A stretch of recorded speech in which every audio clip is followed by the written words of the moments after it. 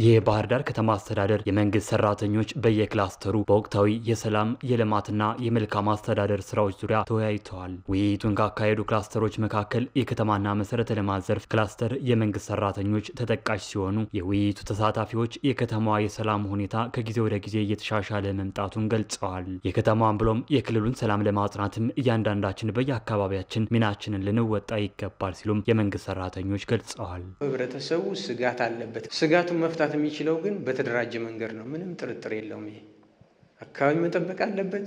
የተጀማመሩ አሉ፣ በደንብ አግባቡ እየሰሩ አሉ፣ ያዝለቀቅ ያሉ አካባቢዎችም አሉ እና በዚህ ደረጃ አደረጃጀቱ ጠንክሮ መግባት አለበት። የጸጥታ መዋቅሩ ከዚህ በፊት አልነበረም እውነት ለመናገር። አሁን ግን ትራፊክን አይታችሁት ከሆነ እኮ እስከ 3 ሰዓት ያመሻል አሁን ማለት ነው። በዛ ልክ የመንግስት ሰራተኛውም የድርሻውን ወስዶ መስራት አለበት። በየአካባቢው መንግስት በየመንደሩ ጠብቆነት ይችላል አይችልም። ወታደርነት ያሰማራል፣ ፖሊስ እንዴት ያሰማራል፣ እንዴት ከቨሬጅ አይኖረውም። ስለዚህ አሁን ምን መደረግ ካለበት ማህበረሰቡ በሰፈር በብሎክ ተደራጅቶ ራሱ ይጠብቅ የሚባለው ነገር ወሳኝ ነው። ችግሮችን በውይይት መፍታት ቀዳሚው ተግባር ሊሆን ይገባል ያሉት የመንግስት ሰራተኞች በከተማዋ አልፎ አልፎ የሚታዩ ወንጀሎችን ለመቆጣጠርም ህብረተሰቡ ከጸጥታ መዋቅሩ ጋር በመቀናጀት ሊሰራ እንደሚገባም ተናግረዋል። ነገር ግን እገታው አልቆመም። ለምንድን ነው ያልቆመው? በደንብ መጣራት አለበት። በዛ ልክ ተጣርቶ እርምጃ የሚወሰድበት መንገድ እስካልተፈጠረ ድረስ አሁንም እገታ ምንለው ምን ዝርፊያ ምንለው ምናምን ሙሉ በሙሉ ሊጸዳ ስለማይችል እኛም በየአካባቢያችን ተደራጅተን ስራዎችን መስራት አለብን። በከተማዋ ሰላምን ከማጽናት ጎን ለጎንም የተጀመሩ የልማት ስራዎች ተጠናክረው ሊቀጥሉ እንደሚገባም ጠይቀዋል።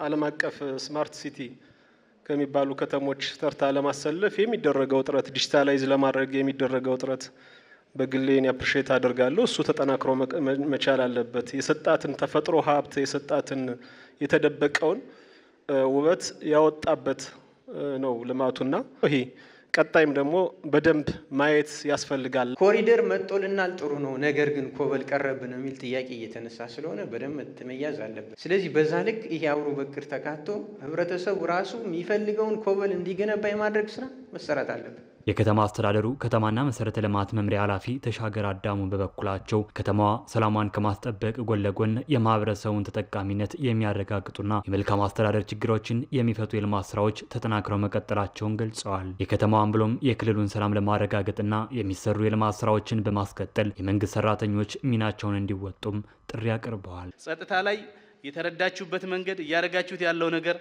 እና ወደፊትም ከተማችን ሙሉ በሙሉ ሰላሟ ተረጋግጦ ሰው ያለ ስጋት ወጥቶ የሚገባባት ከተማ ልክ ከታች አምና እንደተሻለው ከአምናው ዘንድሮ እንደተሻለው ፍጹም ሰላም የሞላባት ያለምንም ስጋት ዜጎቿ የሚኖርባት ከተማ ለማድረግ የማህበረሰቡ ርብርብ ወሳኝነት አለው።